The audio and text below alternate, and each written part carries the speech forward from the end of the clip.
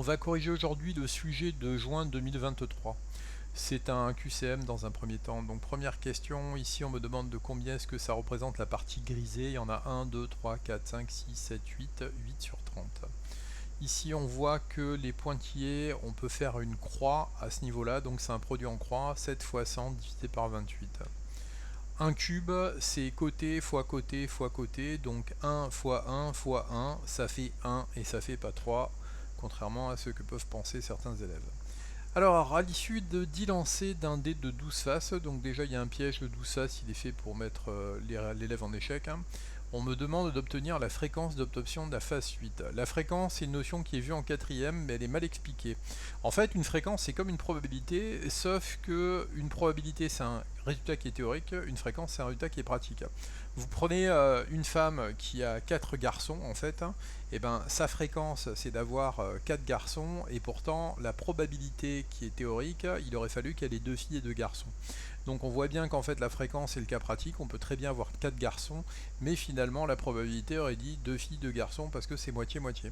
Donc fréquence, cas pratique, probabilité, cas théorique. Pour en revenir à l'exercice, il y a 1, 2, 3, 8, 3, 8 sur 10, donc ça fait 3 sur 10, ça fait 0,30. On me demande ici de donner la formule qui me permet d'avoir le cosinus de l'angle ACB. Donc vous remarquerez que selon les exercices, on me donne la formule de trigonométrie et dans d'autres, il ne me la donne pas. Donc ici, d'abord, je dois me rappeler que lui, AC, c'est l'hypoténuse parce qu'il est en face de l'angle droit. AB, c'est le côté opposé parce qu'il est en face de l'angle C. La formule, c'est adjacent, donc BC, divisé par AC. On continue. Ici, on a deux pots, c'est des cylindres. On a un pot 1, on a un pot 2. On me demande dans un premier temps de calculer le rayon du pot 1. Pourquoi est-ce qu'on me demande un calcul? Parce qu'en fait, il me donne le diamètre et que le rayon, c'est le diamètre coupé en 2. Donc 10 coupé en 2, ça fait 5. On me demande ensuite de calculer le volume V1 du pot 1. On remarquera qu'il me donne le volume du cylindre. C'est pas toujours le cas dans les énoncés. Donc ça veut dire que c'est une formule qu'il faut apprendre par cœur. Donc pi 3,14 multiplié par 5 au carré, multiplié par la hauteur qui fait 15, ça nous donne bien les 1175,5. On continue, on passe au pot numéro 2, toujours sur le même principe, on veut calculer le rayon R2. Donc si c'est un agrandissement par 3, ça veut dire qu'on passe de 5 fois 3, ça fait 15, et ici on passe de 15 fois 3, qui fait 45 pour H2. À nouveau, ils vont me demander donc de calculer le volume V2 en réutilisant la formule 3,14 multiplié par 15 au carré multiplié par 45, on trouve 31 792,5. On me dit, quand on réalise un agrandissement avec un coefficient multiplicateur de 3, le volume d'un cylindre est multiplié par 27. L'idée, c'est de faire comprendre à l'élève que c'est pas parce que les dimensions sont multipliées par 3 que le volume est multiplié par 3. Comment je fais? Je prends les 1177,5 qui sont là, je les multiplie par 27. Si je tombe sur lui, ça veut dire que c'est vrai. Et c'est effectivement le cas, donc l'affirmation est vraie, puisqu'en multipliant le volume 1 par 27, je suis tombé sur le volume 2. On passe aux statistiques. On a des jardins partagés, avec des objectifs, être autosuffisant, profiter d'un loisir, agir pour l'environnement, et ainsi de suite. Indiquer le nombre de membres ayant adhéré pour l'objectif numéro 3. Ils sont 12. Donc, simple lecture graphique du diagramme au bâton. Ensuite, calculer le pourcentage de membres ayant adhéré pour l'objectif numéro 5. Si on me dit pourcentage, je ne me pose pas de questions, je fais un produit en croix avec 100% en haut à droite. Il y a 60 membres en tout, donc 60. Je vois que l'objectif 5, ils sont 30, donc j'en mets 30. 30 fois 100 divisé par 60. Alors là, c'est pour faire de la pédagogie, parce que finalement, c'est pas la meilleure méthode. Je peux me rendre compte que s'ils sont 30, 30 par rapport à 60, c'est la moitié, donc la moitié, c'est 50%.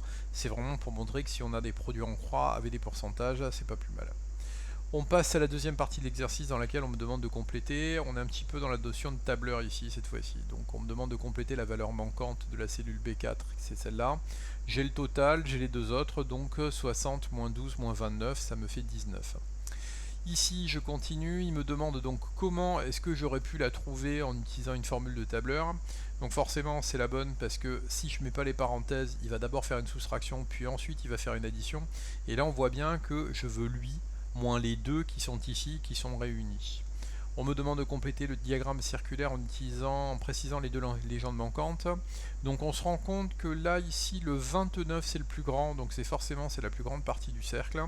Et par élimination, donc ça veut dire que ce qui va rester, c'est les plus de 60 ans.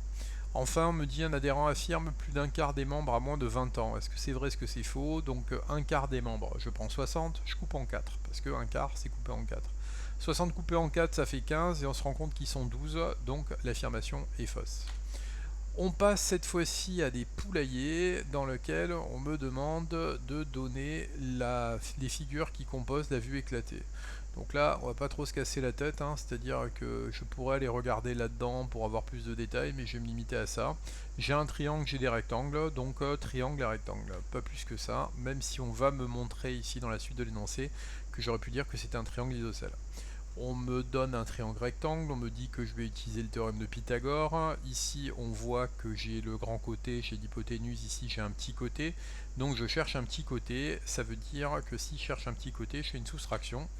Donc c'est parti, j'oublie pas de dire que c'est un triangle rectangle, j'écris avec les lettres, je remplace avec les chiffres, je fais attention à ne pas inverser les deux pour pas avoir un résultat négatif, je fais ma racine carrée et j'obtiens 0,71, je suis content. J'ai trouvé celui-là et il me demande de trouver tout ça. Donc en fait c'est une simple multiplication par 2. J'obtiens 0,71 multiplié par 2, ça fait 1,42. Ensuite il me demande de calculer l'aire de la surface du sol délimitée par le cadre du poulailler. Le cadre, on le voit, c'est là. C'est un peu mesquin parce qu'en fait ici l'élève il a trouvé le 1,42. Mais en fait il est là-dedans et il faut trouver le 2,50 qui est là. Donc en fait l'erreur que va faire l'élève c'est de pas essayer de voir et de trouver les dimensions qu'on lui a données. Il faut fouiller quoi en fait. Donc voilà. Si je fais 1,42 multiplié par 2,50, j'obtiens 3,55 m². On passe à la suite de l'énoncé. Alors ici, première chose que je peux remarquer, on me dit que c'est 1,42 et c'est effectivement c'est ce que j'avais trouvé. Il me demande de faire un dessin de manière à ce que ici j'arrive à le faire rentrer à l'intérieur, que j'arrive à faire rentrer donc 1, 2, 3, 4, 5, 6 poulaillers. Alors ici il faut faire un peu les tests dans toutes les combinaisons, sachant que si j'essaie de les faire rentrer dans le sens de la longueur, ça va pas marcher.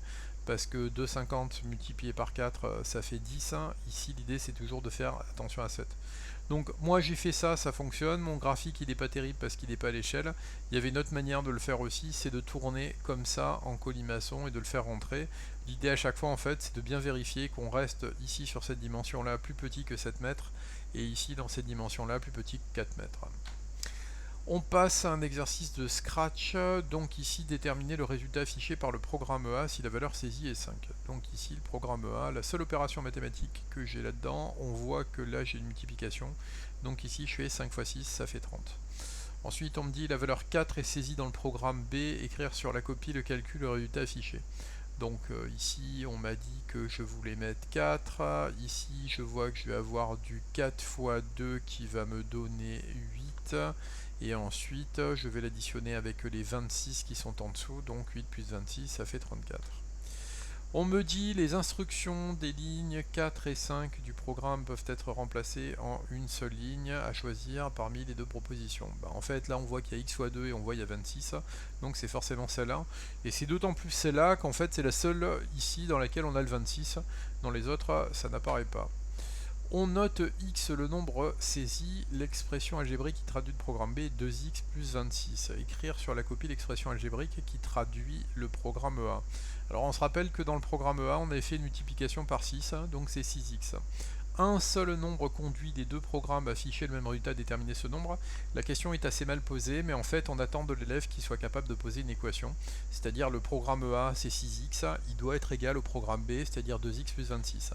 Donc ici je pose mon équation, 6x égale 2x plus 26, le 2x est mal placé, je fais moins 2x à gauche, je fais moins 2x à droite, les 2x ici se suppriment, 6 moins 2 ça fait 4, je divise par 4 et ça fait 6,5.